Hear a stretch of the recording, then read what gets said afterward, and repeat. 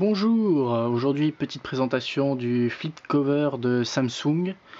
Donc elle a été mise en avant surtout pour le Galaxy S3, mais était aussi sortie donc pour le Galaxy Note et maintenant pour le Galaxy Note 2.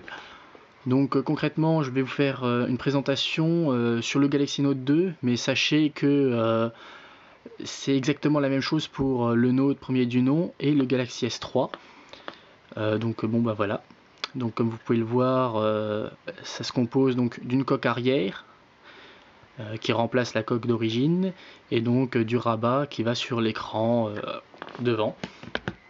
Donc voilà, on va changer donc cette coque. Voici. Et donc la nouvelle se met comme une coque classique. Rien de nouveau là-dessus.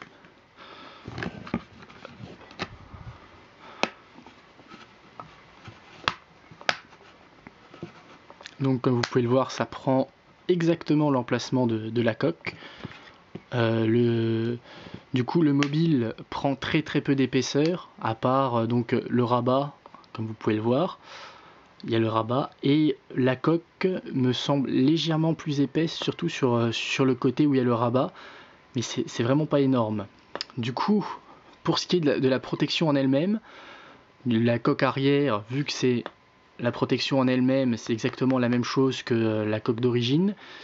Ça fait une protection, mais c'est vrai que ça va prendre aussi quelques rayures. Mais vu que c'est une protection, c'est pas bien grave. En ce qui concerne l'écran, du coup, il est protégé par le petit rabat. Donc dans une poche, c'est pas de souci, ça gênera pas du tout. Après, en ce qui concerne les chutes, pour ce qui est du mobile en lui-même, il sera protégé plus ou moins, car comme vous pouvez le voir, toutes les tranches en fait sont à nu, sauf le côté où il y a le rabat.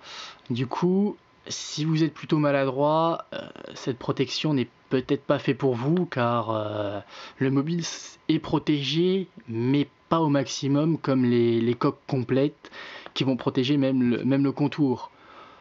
Donc maintenant, c'est plus un choix à faire. Là, on gagne en épaisseur. On peut pas avoir une protection plus fine que ça, mais ça joue au niveau de la protection du mobile. J'ai pu voir aussi certains se plaindre au niveau de la LED de notification qui se trouve ici au même endroit pour le S3. C'est vrai que la protection ne le prévoit pas. Donc maintenant, est-ce une erreur de Samsung ou après des tests, ils ont remarqué que la LED de notification était trop proche du haut-parleur, du coup ça risquait de casser la protection. C'est une possibilité, mais c'est vrai que c'est un peu bizarre, sachant quand même que la LED de notification est un plus.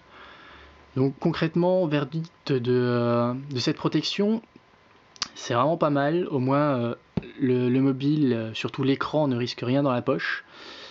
Du coup, je la conseillerais plutôt, mais surtout à des personnes qui prennent soin de leur mobile, quand ils l'ont en main, le tiennent bien et n'ont pas tendance à risquer de le faire tomber.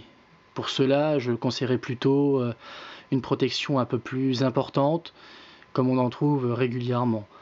Après, au niveau des tarifs, je peux pas trop vous en donner, car ils varient vraiment entre 20-25 euros, mais allant jusque 35-37 euros en fonction des sites marchands, voire des magasins.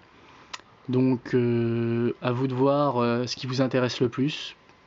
Moi personnellement, j'ai été plutôt étonné. D'habitude, j'utilise plutôt des housses Puch, comme j'avais sur mon Galaxy Note, premier du nom. Donc concrètement, c'est un peu le même style. Du coup, vu que quand le mobile était sorti, il n'y avait pas de protection. Là, au moins, j'ai toujours la coque arrière et c'est quand même du bon matériel, apparemment assez solide. Donc voilà pour la présentation du flip cover de Samsung.